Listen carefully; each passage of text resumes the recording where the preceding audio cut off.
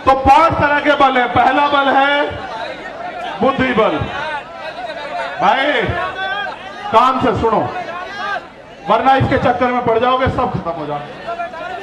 पहला बल है बुद्धि बल, दूसरा बल है धन बल, तीसरा बल है बाहुबल, और चौथा बल है जन बल, और 5वां बल है मनोबल। अगर जिसका मनोबल गिर जाए उसके लिए चारों बल बेकार हैं।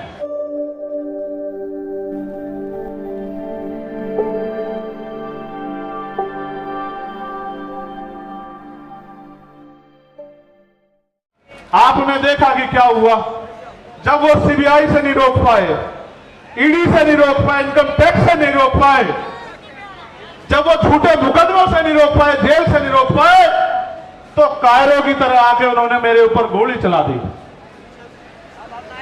आपकी गोली की तमन्ना सच्ची थी और मेरे लोगों के खून के आंसुओं की संघर्ष की तमन्ना सच्ची थी।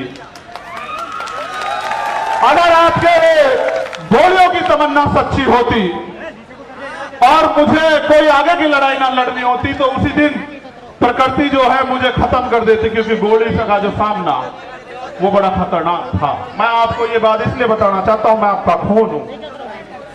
मैं कल भी थारा था, आज भी थारा हूं, और चाहे फर्श पर रहूं या अर्श पर रहूं या मिट जाऊं, मेरे खून का एक एक कतरा आपके स्वाभिमान सम्मान के लिए हमेशा खर्च होगा। मेरी बात को याद रखना। लोगों ने कितना गुमराह किया आपको, क्या क्या नहीं बताया, क्या क्या नहीं आरोप लगाए, फिर भी नहीं रोक पाए। क्योंकि जब एक गरीब का बेटा खड़ा होता है तो बहुत लोगों को तकलीफ होती है। लोगों को लगता है कि ये देश अमीरों का है और अमीर इस देश में राज करेंगे, और गरीब जो है वो खून के आंसू रोगा। मैं आपको ये कहना चाहता हूं कि वो दिन दूर नहीं, गरीब इस देश में खून के आंसू रोने का नहीं, और गरीब इस देश में राज करेगा। ये बात लेके हम लोग सड़कों पर निकलते हैं और हम तो हर दिन को आखिरी दिन मानते हैं। बात मेरी उसकी नहीं थी। जब मैं ज्ञापन पढ़ूंगा आपको पता लग जाएगा कि मैं अपनी लड़ाई लड़ने के लिए आया, या मैं अपनी सुरक्षा की मांग करने आया, या मैं सीबीआई जांच की मांग करने आया। मैं आपको बता दूंगा। मैंने समाज को इसलिए बुलाया अपने नाम से क्योंकि मैं जानता हूं कि चाहे आप पे एक रोटी कम हो, चाहे आपको पानी ना मिले, चाहे गर्मी आपको कितनी परेशान कर रही हो, लेकिन आप मेरी बात के साथ खड़े रहोगे। और दिल्ली में आज आपने इतिहास लिख के दोबारा दिखा दिया मेरे लोगों। मुझे गर्व है आपके ऊपर। मुझे गर्व है कि मैं गरेट समाज में जन्मा था। मेरा समाज गरेट है और मेरा समाज सम्राट अशोक की तरह गरेट रहेगा। मुझे इस बात का गर्व है। ये बात मैंने आपको इसलिए बताई कि आज के जो हालात है ना, इन हालातों में एक गरीब के बेटे को रोकना जो ईमानदार भी है और संघर्षशील भी है, और जिसके गले में पट्टा नहीं है किसी का, वो बड़ा खतरनाक है। जब मैं कहता हूं ना, मुझे आदत है, पश्चिम के लोग हैं, तो भाई आप इसे हम ही मानना करो, ठीक है?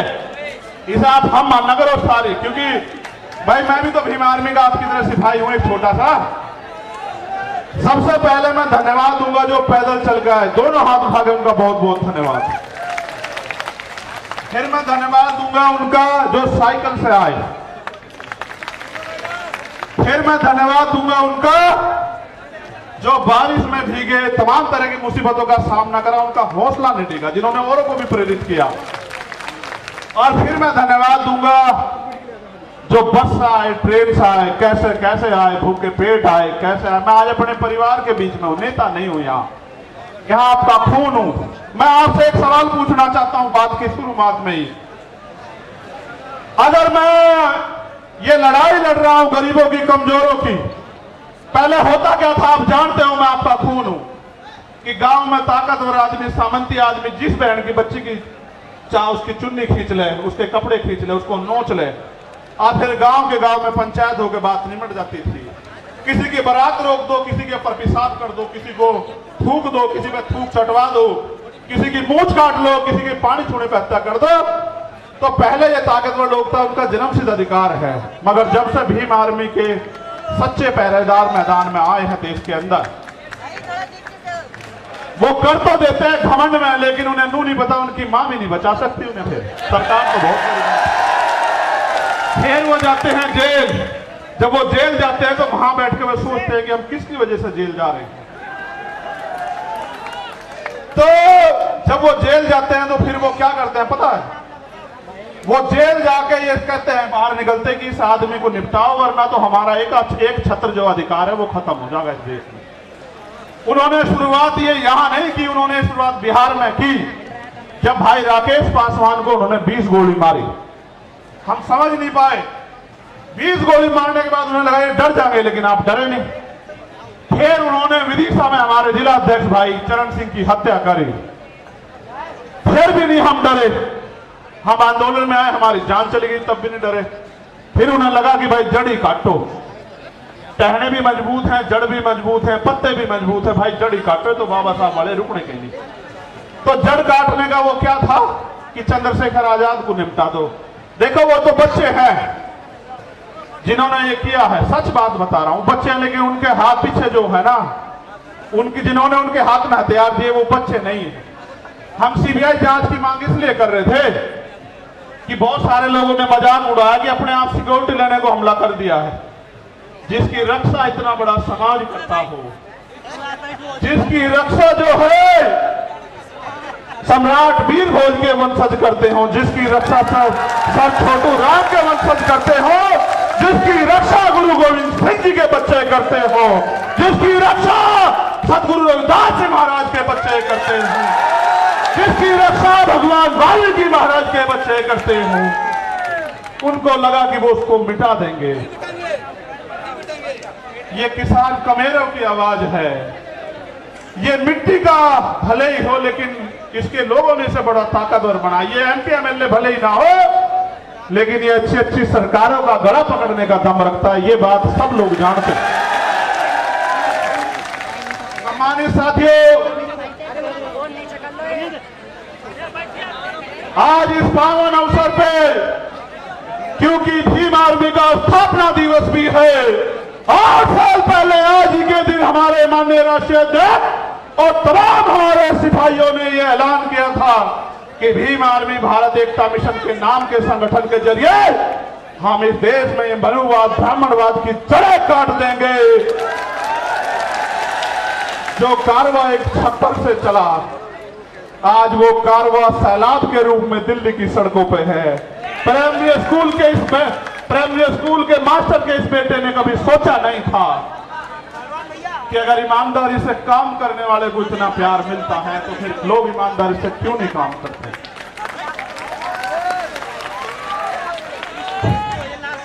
तो मैं इस पावन अवसर पे बहुजन समाज में जन्मे सभी संतों गुरुओं महापुरुषों को नमन करता हूं। भगवान बुद्ध, सतगुरु रविदास जी महाराज, गुरु नानक देव, संत कबीर, भगवान वाल्मीकि महाराज, गुरु घासीदास, राष्ट्रपिता ज्योतिबा फूले, छत्रपति साहू जी महाराज, बाबा साहब अंबेडकर, नारायणा गुरु संत गाडगे जी महाराज, चौधरी सर छोटू राम जी, कोतवाल धन सिंह गुर्जर जी, संत राम बी प्रजापति जी, महामना राजसू वर्मा जी, बाबू जगदेव प्रसाद कुशवाहा जी, इनको इसलिए याद करो, ऐसी सभा में उनको गोली मार के खत्म किया गया था। वो ऐसे सिपाही, राष्ट्रपिता ज्योतिबा फूले की मूवमेंट के सिपाही, जिनको मारने का काम जो है बिहार में किया गया था। जननायक कपूरी ठाकुर, मान्यवर काशीराम साहब, मान्यवर दीना माना वाल्मीकि साहब को नमन करता हूं। और सम्मानित साथियों, मुझे संदेश के तौर पर आपको यह कहना है, मैं आपसे पहले पूछना चाहता हूं, क्या मैं कोई गलत लड़ाई लड़ रहा हूं? नहीं, दोनों हाथ उठा के बताओ। एक चीज और बता दो पहले ही, बात पक्की करके चलेंगे आज। बेटियां पैर नहीं छुआ करती, बेटियों के तो हाथ सर पर रहने चाहिए। क्या अगर मैं लड़ाई गलत लड़ रहा हूं और ये लड़ाई मुझे नहीं लड़नी चाहिए, तो आप आज इशारा कर दो। मैं ईमानदार से कह रहा हूं, मैं राष्ट्रीय अध्यक्ष जी को लिख के दे दूंगा कि हम ये संगठन बंद करके कोई खेती किसानी का काम कर लेंगे। जो जो आखिरी में बैठे हैं वो सब लोग बताओ भाई, ऐसे नहीं चलेगा, हाथ उठा के बताओ, ये काम बंद कर दूं? अच्छा अब सुनो, फिर गौर करो, एक सेकेंड, एक मिनट रुक जाओ। ये काम कामयाब कैसे होगा ये भी समझते हो? कब तक मैं आपको दिल्ली बुलाता रहूंगा, भोपाल बुलाता रहूंगा, भरतपुर बुलाता रहूंगा, छत्तीसगढ़ उड़ीसा बुलाता रहूंगा, झारखंड बुलाता रहूंगा? कब तक? हर चीज की एक सीमा होती है। मैं भी आपको बुला बुला के थक गया, लेकिन जो अन्याय अत्याचार हो रहा है वो बंद नहीं हो रहा है। अन्याय अत्याचार बंद करने के लिए पहली 3 बातों पर आप गौर कर लो। पहली ये कि हमें संविधान ने बराबर के अधिकार दिए हैं, सत्ता में हमारे लोग नहीं हैं, इस वजह से क्योंकि जिनकी सत्ता होती है उनके साथ अन्याय अत्याचार नहीं होता है। तो मान्यवर काशीराम साहब कैडर में एक बताया करते थे कि हमारे पास 5 तरह के बल हैं। कितनी तरह के? 5 तरह के। आवाज आ रही है? गर्मी तो नहीं लग रही? बताओ, गर्मी लगे तो बंद करूं। ठीक। तो 5 तरह के बल है। पहला बल है बुद्धि बल।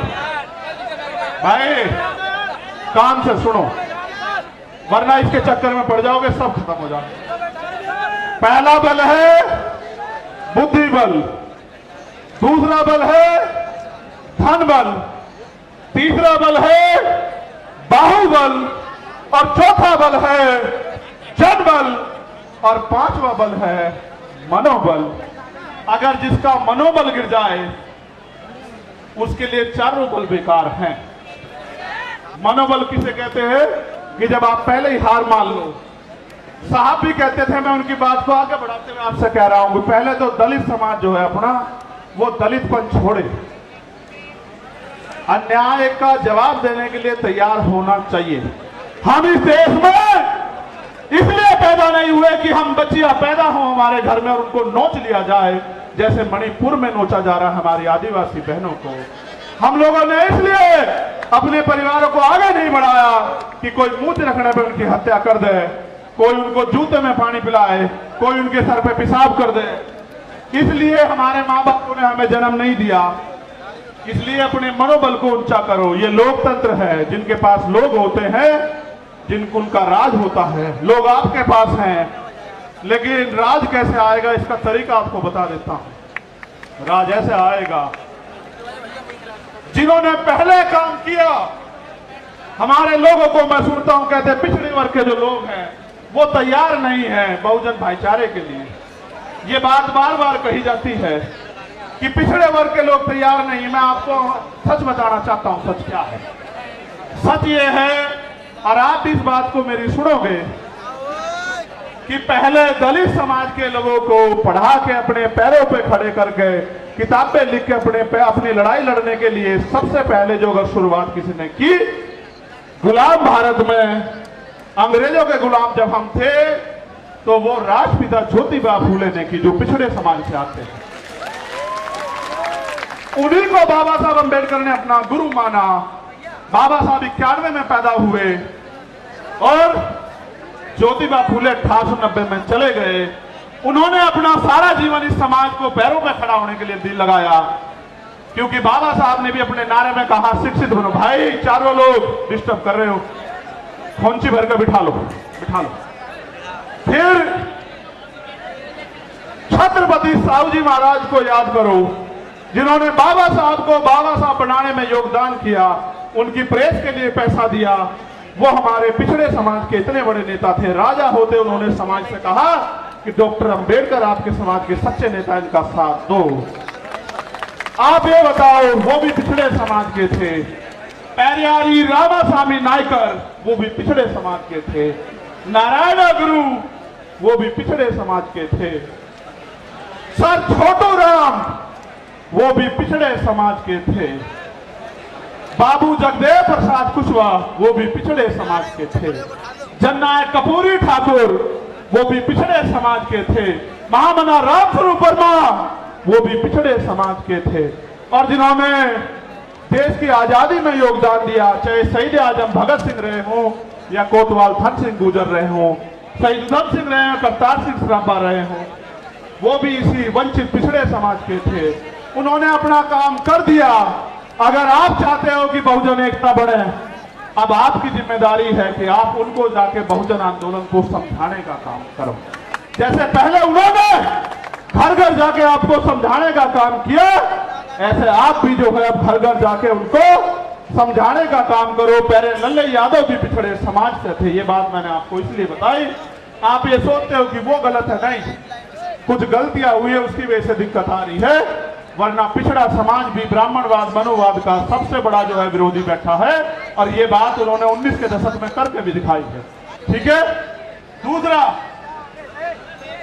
अगर आपको और आगे बात को बढ़ाना तो अपने पराये में फर्क समझना पड़ेगा।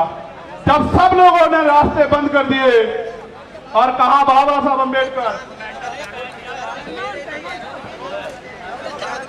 खिड़कियां तो, दरवाजे तो बहुत दूर, खिड़कियां भी बंद कर देंगे, घुसने नहीं देंगे संविधान सभा में, तब उनको खुलना ढाका से की खुलना सीट से जिताकर कॉन्स्टिट्यूशन असेंबली में भेजने वाले लोग वो मुस्लिम समाज के थे। उन्होंने भी अपना जो है पहले हक अदा किया। संसद में बाबा साहब, कॉन्स्टिट्यूशन असेंबली में बाबा साहब गए, तब जाके संविधान लिखने का मौका मिला, तब जाके आपको हक अधिकार मिले। आज वो लोग आपकी तरफ देख रहे हैं कि भाई हमने तो समय समय पे अपना काम किया, हमारे लिए कौन लड़ेगा। इसलिए मैं सीए एलपीआर एनआरसी के आंदोलन में मिल गया, और इसलिए मैं आपसे कह रहा हूं, आपको समझना पड़ेगा कि आपका अपना कौन है और आपका पराया दुश्मन कौन है। अभी मंच पे तमाम पार्टियों के नेता बैठे थे, उनको पार्लियामेंट जाना था, हमारे आरजेडी के नेता बैठे थे। मैं उनसे कहता, अगर वो होते कि भाई मैं आपका बहुत सम्मान करता हूं, आपकी पार्टी का बड़ा सम्मान करता हूं, लेकिन आपके राज में हमारे लोगों की खाल उतारी जा रही है, आपके यहाँ आयोग नहीं बना हुआ, भाई आप भी कुछ करके दिखाओ। दूसरों को गाली देने से काम नहीं चलेगा। उनके यहाँ SC आयोग नहीं है, महिला आयोग नहीं है, उनके यहाँ राकेश पासवान की हत्या कर दी जाती है, आरोपी गिरफ्तार नहीं होते। मुझे उनसे भी कहना था, लेकिन समय कमी से चले गए। हमारे कांग्रेस के नेता भी बहुत सम्मानित साथी भाई आए थे, मैं उनका भी बड़ा सम्मान करता हूँ। भाई बात बंद कर दूं, ये इसको देखना, मैं उनसे भी पूछता कि भाई मैं आपके सीनियर नेताओं का भी वो लड़ रहे हैं, सम्मान करता हूं, लेकिन जब आपके यहाँ इंदर मेघवाल, जितेंद्र मेघवाल, जब आपके यहाँ ओम प्रकाश रैगर, जोधपुर की बिटिया, JNU के स्कूल की बच्ची, जब उनके साथ अन्याय होता है तो भाई आप भी कुछ करके दिखाओ। सिर्फ गाली देने से काम नहीं चलने का कि दूसरी सरकार खराब है। आपके राज में भी बहुत कुछ भला नहीं हो रहा है। इसलिए मेरा स्पष्ट संदेश है कि जब तक आपकी अपनी ताकत नहीं बनेगी, आपको कोई पूछने वाला नहीं है। मेरी बात को याद रखना, किसी के पीछे खड़े होने के लिए नहीं कह रहा हूं आपको, मैं आपको पूंछ बनाने के लिए नहीं कह रहा हूं, मैं आपको मूंछ की लड़ाई लड़ने के लिए कह रहा हूं कि अपना होगा अपना मरोड़, और मन आया तो पिया नहीं दिया फोड़। ठीक है, अपनी ताकत बनाओ। जब आपका विधायक जीतेगा, जब आपका MP जीतेगा, आपका व्यक्ति सदन में होगा, फिर अगर अन्याय अत्याचार होगा तो फिर हम हिसाब करेंगे। हमारा एक अम्बेडकरवादी सदन को चलने नहीं देगा, चाहे सदन ये वाला हो या विधानसभाओं के सदन है। तो सारी बात मैंने आपको बता दी। मैंने आपको इसलिए बुलाया कि मेरा जो गिरता हौसला है, जो गिर नहीं सकता आप जानते हो, लेकिन मैं आपसे पूछ लूं, क्योंकि कहते हैं पुनर्जन्म होता है, मैं तो मानता नहीं, लेकिन सच ये है कि जब वो गोली चली थी, मैं ईमानदारी से कह रहा हूं, मैंने अधिकारी को फोन करके कहा कि गोली तो लगी है, लेकिन लगी कहां ये पता नहीं भाई। और पिछला जन्म भी जीवन भी आपके लिए था एक एक कतरा, और ये जीवन भी आपके लिए, ये ऐलान करने के लिए आपको बुलाया। दूसरा, CBI जांच क्यों जरूरी है ये भी सुन लो। जो लोग ये कह रहे थे सुरक्षा के लिए गोली चलवाई या करा, तमाशा बना रहे थे, उनको आदत है मुझे निश्चय दिखाने की, आदत है उनको, क्योंकि उन पे ये गरीब का बेटा पच नहीं रहा भाई, ये कमेरी माँ का बेटा पच नहीं रहा उन पे। तो मैं भी उनको बता देना चाहता हूं कि हो सकता है आपके मालिकों के हाथ भी इसमें शामिल ना हो। इसलिए मैं इसकी सीबीआई जांच चाहता हूं कि मेरे जान से ज्यादा, मेरी जान से, मेरे लोगों से ज्यादा दूसरों को क्यों प्यार हो गया है, वो क्यों मेरी जान लेना चाहते हो। तो प्रकृति के आशीर्वाद से, आप भाइयों के सहयोग से, प्रार्थनाओं दुआओं से मैं आपके बीच में, वरना ऐसा भी हो सकता है कि आज यहाँ पे इकट्ठा तो होते, मेरी तस्वीर लगी होती और आप रो रहे होते कि भाई हमारा भाई चला गया।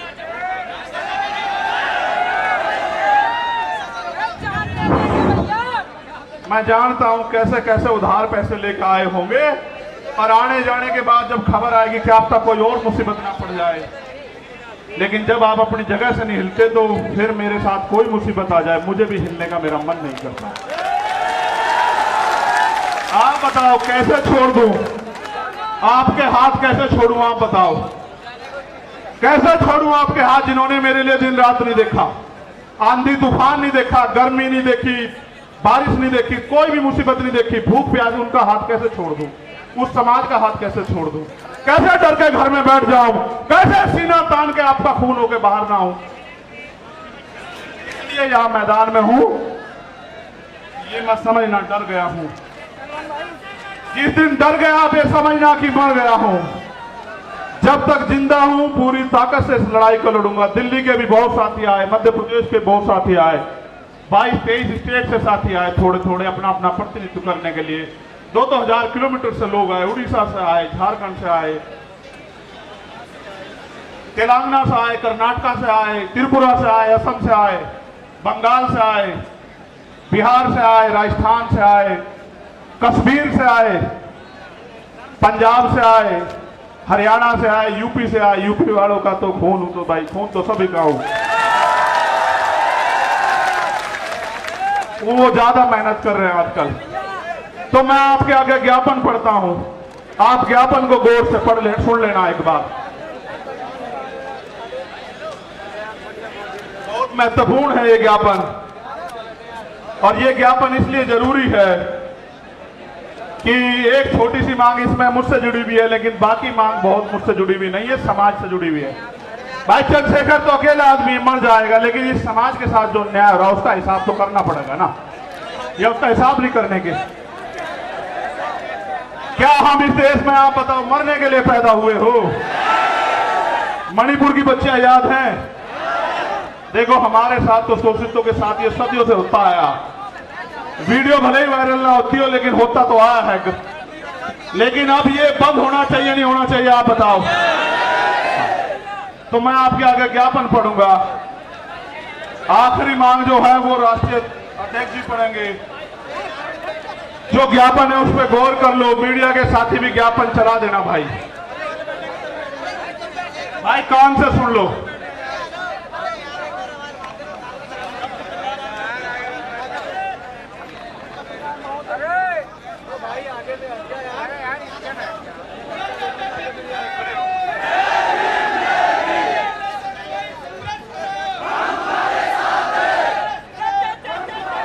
बाचू बोलो, ये गौर सुनो। जय भीम के नारे तो बहुत दिन तक लगा रहे हो, ये सुनो, इसी में है सब कुछ। निवेदन करना राष्ट्रपति जी के नाम ज्ञापन है, क्योंकि प्रधानमंत्री जी तो उम्मीद खत्म हो गई है।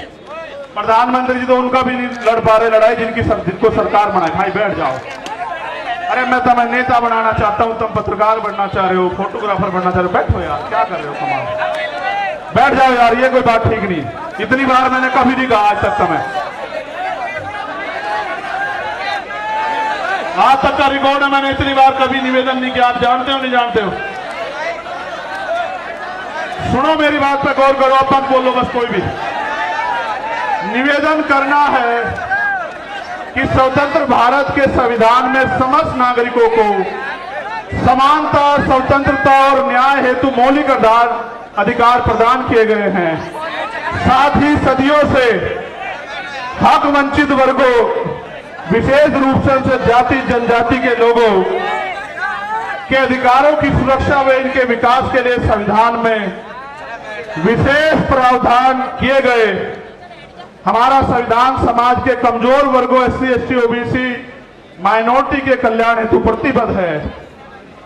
यथा संविधान अनुच्छेद 38 के तहत अनुसूचित जाति जनजाति राष्ट्रीय आयोग का गठन किया गया है। यह अवगत कराना है कि सदियों से SC/ST समुदाय के लोग सामंतवादी और घृणित जातिवादी क्रूर मनवादी मानसिकता का शिकार बनाए जा रहे हैं। हाल ही में मध्य प्रदेश में एक आदिवासी समुदाय के व्यक्ति का सिर के ऊपर अपर कास्ट के व्यक्ति द्वारा पेशाब करना आधुनिक भारत की क्रूर मानसिकता को दर्शाता है। इसी प्रकार पिछले कुछ वर्षों में देश के राज्यों में समाज के इन कमजोर वर्गों के लिए चैलेंज करके सुनिश्चित हत्याएं की जा रही हैं, जिसमें प्रमुख घटनाएं हैं शोधार्थी छात्र रोहित वेमुला की हत्या, वरिष्ठ पत्रकार गौरी लंकेर की हत्या, मनीषा वाल्मीकि की हत्या, जितेंद्र मेघवाल की हत्या, इंद्र मेघवाल की हत्या, रमन वाल्मीकि की हत्या, भाई आकाश गुजर की हत्या जो उत्तर प्रदेश पुलिस द्वारा गोली मारकर की गई। इन घटनाओं से ऐसा प्रतीत होता है कि देश भारत के संविधान से नहीं बल्कि देश का शासन प्रशासन मनोविधान से संचालित हो रहा है। समाज के कमजोर वर्गों के खिलाफ आए दिन सुनियोजित हिंसा, हत्याओं तथा मॉब लिंचिंग घटनाओं का ग्राफ लगातार बढ़ता जा रहा है। NCRB की रिपोर्ट इसका सरकारी सबूत है।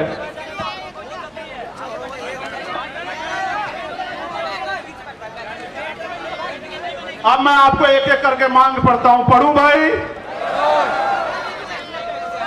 आप समर्थन भी करना होना चाहिए, नहीं होना चाहिए, ठीक है? क्योंकि भारत एक लोकतांत्रिक गणराज्य है।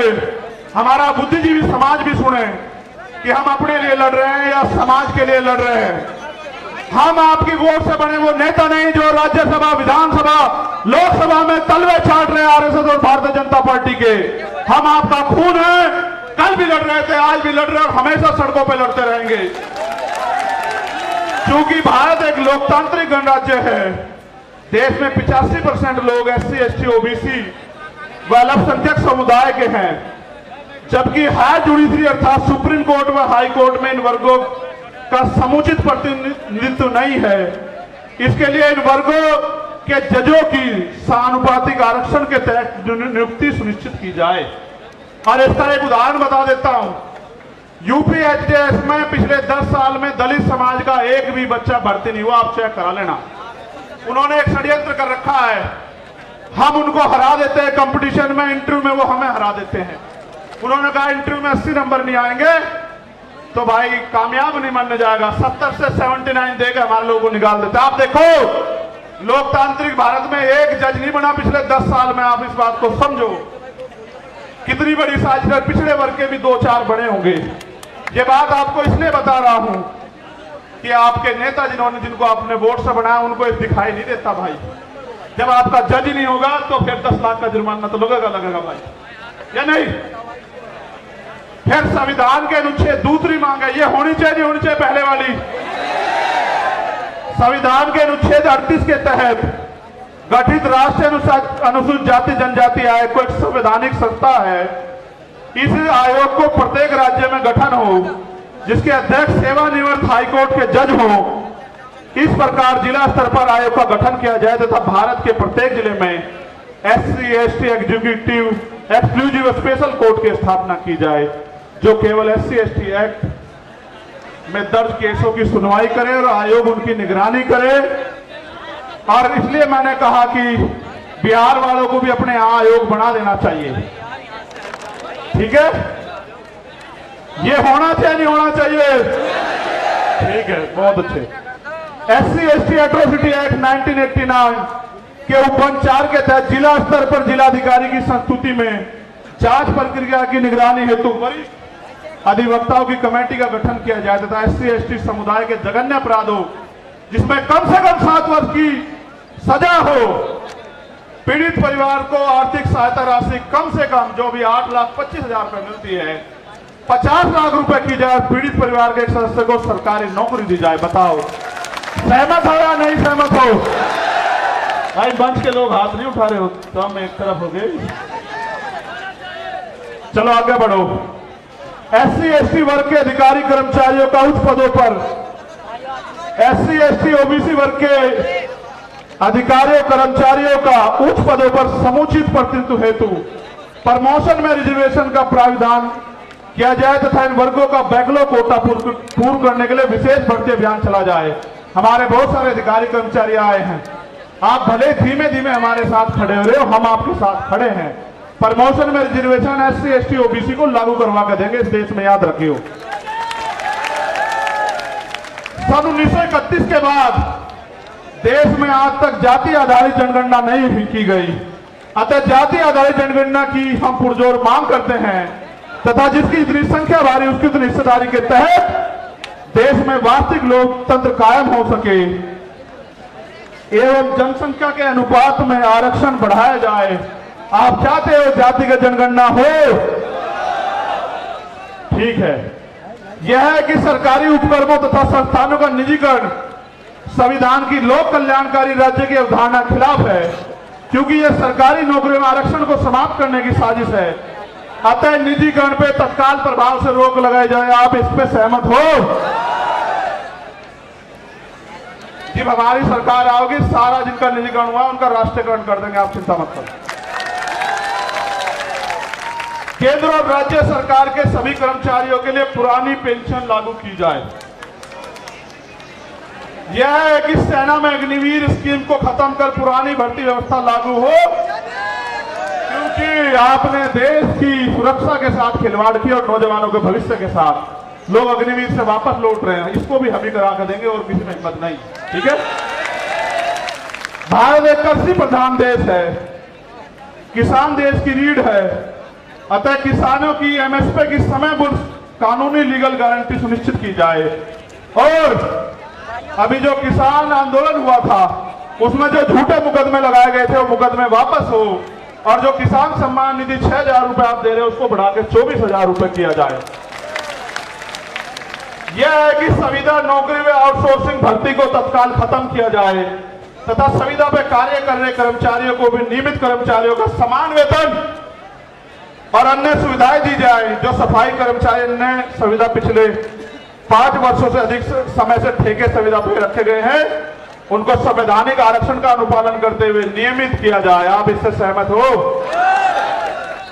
भाई पहले तो ठेकेदारी होनी नहीं चाहिए, मगर जो ठेकेदारी पे है अगर सरकारी कर्मचारी को 50,000 रुपए मिल रहे तो उसको भी 50,000 रुपए मिले। ये इस बात पे सहमत हो? चलो ठीक है। और सफाई कर्मचारी दिल्ली के तैयार हैं, आपकी मांग हम अगले 1 महीने में पूरी करवाने के लिए यहां की सरकार से भी निपटेंगे, आप चिंता न करियो। यूनिफॉर्म सिविल कोड लागू करने से पूर्व सामाजिक और आर्थिक गैर बराबरी समाप्त की जाए तथा शैक्षिक और लैंगिक स्थापना समानता स्थापित की जाए। उसके बाद UCC पे आपसे बात करेंगे। अगर आप अल्पसंख्यकों के विरोध में कोई भी कानून लाओगे हम उसका ड्राफ्ट पढ़ेंगे, आपकी ईंट से ईंट बजा देंगे सरकार के लोगों, इस बात को याद रखना। और भाई आखिरी मांग ये है, मैंने कहा था राष्ट्रीय अध्यक्ष जी पढ़ देंगे, मैं मांग बता देता हूं कि इस घटना की CBI जांच हो और सुरक्षा तो भाई समाज ही करेगा, थारे मांगने दे देने वाले तो है नहीं। लेकिन बड़ी बात यह है, ये समझना पड़ेगा कि देश के जब सरकार के नेताओं को सुरक्षा मिल सकती है तो हमारे नेताओं को भी सुरक्षा मिलनी चाहिए। सरकार आती जाती रहती है, हम भी टैक्स देते हैं, आप भी टैक्स देते हो, हमारी संख्या ज्यादा, हमारा टैक्स ज्यादा है, फिर सुरक्षा आपको क्यों? आपकी तो सरकार है, आप पे कौन गोली चला रहा है? गोली तो हम दलित पिछड़े अल्पसंख्यकों की छाती से निकल के जा रही है। इसलिए सुरक्षा की जाए। मुख्यमंत्री जी उत्तर प्रदेश को मैं कहना चाहता हूं, अगर वो संत है और अगर वो न्याय की बात करते हैं, कानून के राज की बात करते हैं, तो वो वहां से पैरवी करें। और केंद्र सरकार अगर सच्ची है, उनका हाथ नहीं है स्टेट गवर्नमेंट का और केंद्र गवर्नमेंट का, तो वो उस रिक्वायरमेंट को जो है जो यूपी गवर्नमेंट भेजे उसको फाइनलाइज करके ऑर्डर करे CBI जांच के। हम बताएंगे कि इसमें सांप चूहे शामिल हैं या बड़े बड़े अजगर जो हैं शामिल हैं। आपको पता है पहलवानों के मामले में न्याय कैसे हुआ, आपने देखा, आपको याद है, पहलवानों का समर्थन भी हमारे साथ है। और यहां मणिपुर की कुछ बेटियां भी बैठी है, वो मिलना चाहती है, मैं उनको भी सुनूंगा। और हमारी बहन प्रतिभा जी वो भी यहाँ आई हुई हैं, जो पूर्व विधायक है नवलगढ़ से, उनका भी धन्यवाद। बहुत सारे साथी जिनके नाम छूट गए, यहाँ ओम प्रकाश रहेगा, हमारे छोटे भाई की सिस्टर सरकार बनाओ, ठीक है। तो वो भी बिटिया यहाँ आई हुई है और बहुत सारे हैं जिनके साथ अन्याय अत्याचार हुआ, सब लोग आए हुए हैं। और एक अगर मध्य प्रदेश में हम लोग पहले तो लड़ाई लड़ ही रहे मध्य प्रदेश के लोगों को, राजस्थान के लोग कहना चाहता हूं भाई मेरी जान की रक्षा तो हो जाएगी, चलो सुरक्षा भी इंतजाम हो जाएगा, लेकिन आम जमीन पे तो आप लोग भी लड़ रहे हो। पूरे भारत में बिहार हो, बंगाल हो, राजस्थान हो, मध्य प्रदेश, यूपी हो, उत्तराखंड हो, आपकी रक्षा कौन करेगा? आपको भी तो गोली चल सकती है। इसलिए हमें सुरक्षा की नहीं, अपनी सुरक्षा की नहीं, समाज की सुरक्षा की जरूरत है। इसलिए सरकार सुरक्षित माहौल लागू करे, और अगर सरकार पे सुरक्षित माहौल लागू नहीं हो तो सरकार कुर्सी छोड़े। क्यों जबरन चिपक के बैठे हो भाई? आप मणिपुर को न्याय नहीं दे सकते, आप राजस्थान में न्याय नहीं दे सकते, आप बिहार बंगाल में न्याय नहीं दे सकते, आप दिल्ली में न्याय नहीं दे सकते, आप मध्य प्रदेश में और केंद्र से न्याय दे सकते। तो भाई हम अपने लोगों को ये कहना चाहते हैं आप सब लोगों के सहयोग से कि राजस्थान के लोग मेहनत करने पे आ जाओ, मध्य प्रदेश के लोग मेहनत करने पे आ जाओ, छत्तीसगढ़ के। तो इसी बार जो है आपका सत्ता की चाबी आपके हाथ में मध्य प्रदेश राजस्थान में आ जाएगी, छत्तीसगढ़ में। क्योंकि चुनाव जैसा होगा उसमें 5-7 वोट विधायक जिसके पास होंगे उसके पास चाबी होगी, और हम काम करने वाले लोगों को लड़ा रहे हैं। तो हमारा विधायक जो है हो सकता है वो चीफ मिनिस्टर बन जाए या डिप्टी चीफ मिनिस्टर बन जाए, आपकी सरकार में हिस्सेदारी हो जाए। इसलिए आपसे कहूंगा मध्य प्रदेश राजस्थान के लोग ज्यादा काम करें और आप यहां आए पुणे।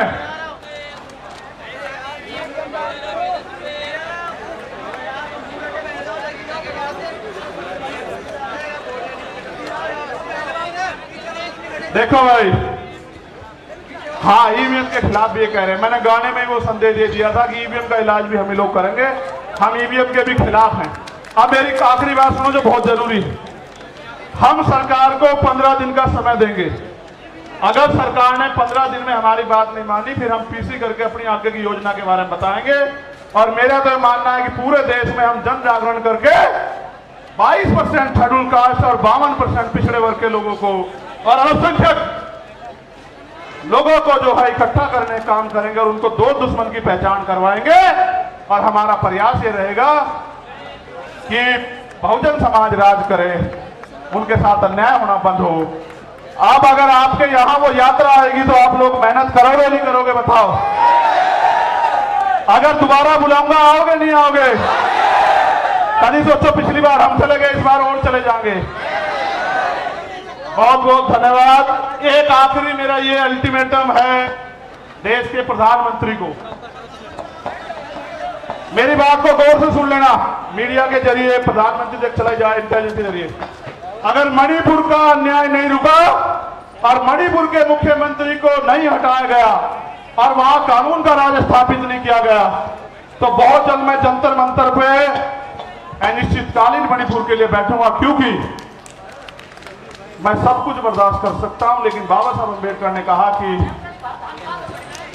किसी भी देश की तरक्की का पैमाना उस देश की महिलाएं हैं और हम प्रथम रंगते भारतीय हैं।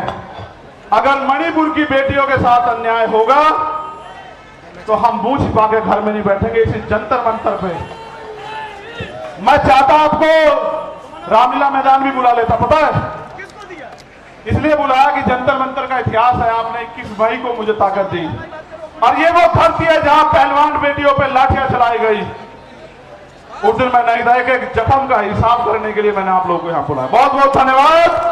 जय भीम, जय भारत, जय मंडल, जय जोहर, जय संविधान।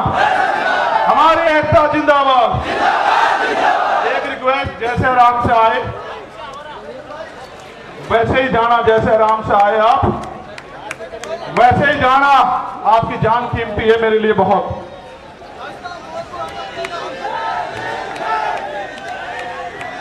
जो जैसे आए ऐसे ही जाना। आपने देश को बता दिया कि भीम